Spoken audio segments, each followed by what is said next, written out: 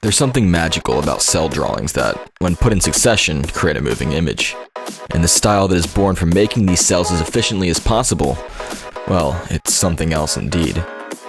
But what happens when you take a loop of this animation and repeat it? What kind of sound does this evoke? Something retro? Something danceable? Something from outer space? What is the sound of anime?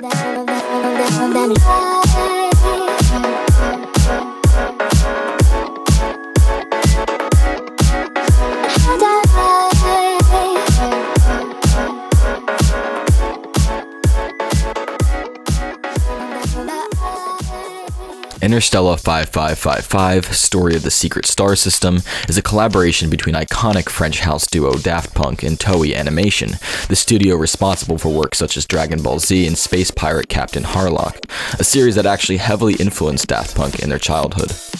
The story is a musical with no dialogue, and essentially acts as a music video for Daft Punk's iconic 2001 sophomore album, Discovery. The film tells the tale of an alien band getting abducted by greedy humans attempting to turn this band into a Grammy-winning, money-making machine. In the end, it's a tale about the music industry and the harsh realities that come with it. But today, I want to focus on an entirely different aspect of Interstella. Today, I want to talk about anime, French house, and the sounds of animation. Without further ado, let's dive in.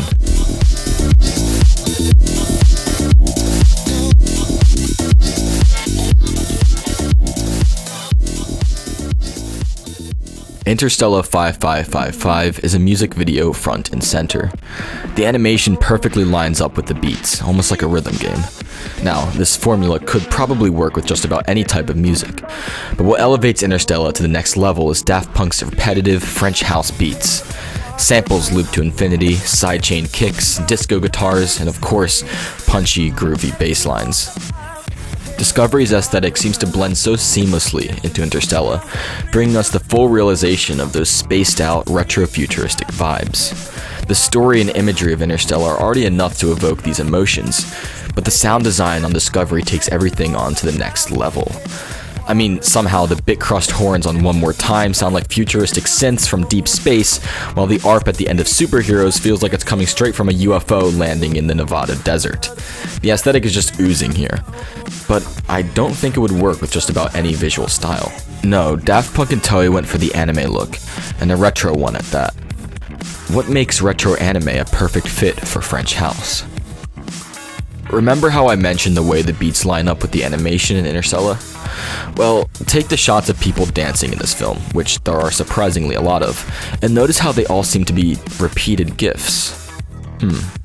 Repeated GIFs, huh? What does that remind me of?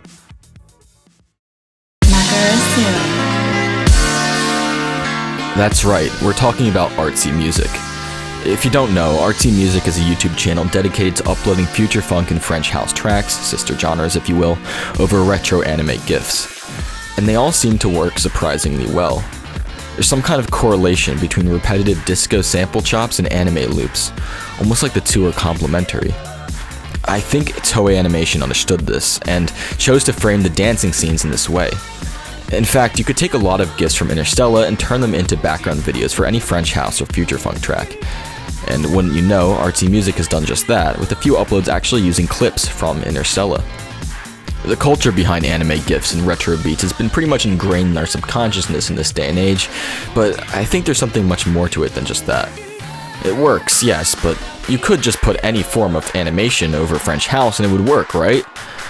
Maybe not. Let's take a closer look.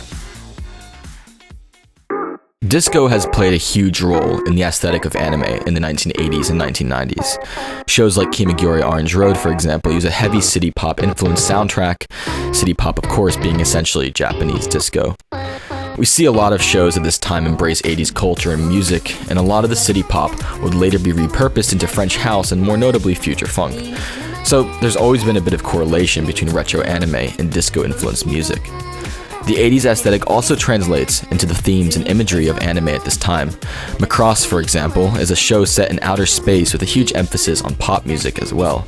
There are many other examples, and the sheer amount of science fiction anime at this time provides perfect fodder for what would later become an aesthetic associated with retrofuturism and French house.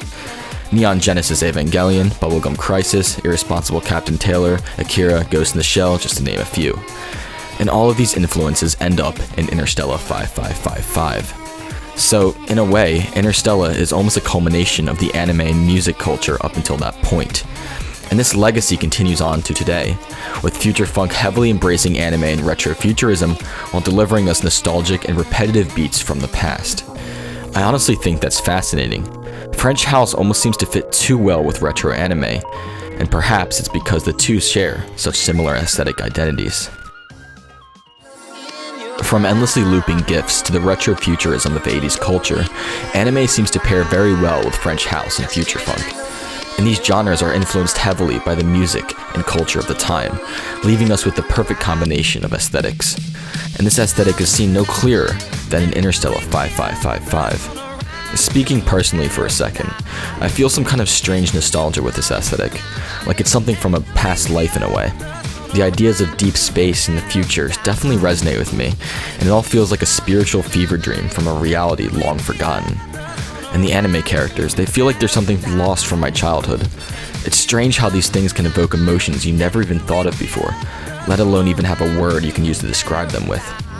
But somehow, it fits. It makes sense. And Interstella and Daft Punk helped me realize this. The sound of anime.